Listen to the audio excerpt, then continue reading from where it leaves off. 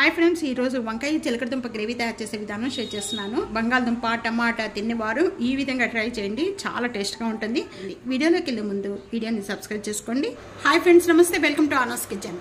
వంకాయ చిలకడదుంప గ్రేవీ తయారు చేసుకోవడానికి ముందుగా ఇక్కడ నేను ప్యాన్లో 3 టేబుల్ స్పూన్ ఆయిల్ యాడ్ చేస్తున్నాను. కాగిన వెంటనే పోపు గింజలు యాడ్ చేస్తున్నాను. పోపు గింజలు వేగిన వెంటనే ఒక ఉల్లిపాయ, 2 పచ్చిమిర్చి ఉండగానే కొద్దిగా కరివేపాకు, ఉల్లిపాయ కొద్దిగా కలర్ చేంజ్ అయిపోయిన వెంటనే 1 tablespoon ginger garlic paste, పచ్చి స్మెల్ పోయేంత వరకు కూడా వేయించుకోవాలి. 1 టేబుల్ స్పూన్ సాల్ట్ యాడ్ చేస్తున్నాను. చిలకడదుంపలు పైన చెక్కు తీసేసి దీంట్లో యాడ్ చేస్తున్నాను. వంకాయ కూడా యాడ్ చేస్తున్నాను. బాగా సన్నగా కట్ చేసుకోండి. వంకాయ తొందరగా వేగిపోతుంది.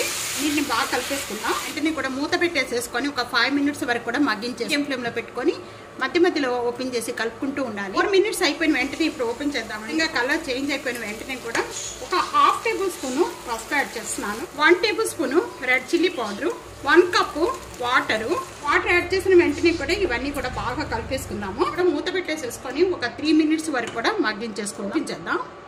దించే ముందు కొద్దిగా కొత్తిమీర యాడ్ చేస్తున్నాను. వంకాయ చిలకడదుంప గ్రేవీ ఈ విధంగా తప్పకుండా ట్రై చేయండి. చాలా అంటే చాలా టేస్ట్గా ఉంటుంది. ఇదే విధంగా ట్రై చేసి మీకు ఎలా ఉందనేది కామెంట్స్లో తెలియజేయండి. వీడియో నచ్చితే కనుక ఫ్యామిలీతో ఫ్రెండ్స్తో వీడియోని షేర్ చేస్తూ వీడియోని లైక్ చేస్తూ ఉండండి. సబ్స్క్రైబ్ చేసుకోండి. పక్కనే ఉన్న బెల్ ఐకాన్ ప్రెస్ చేయండి. Thank you for watching.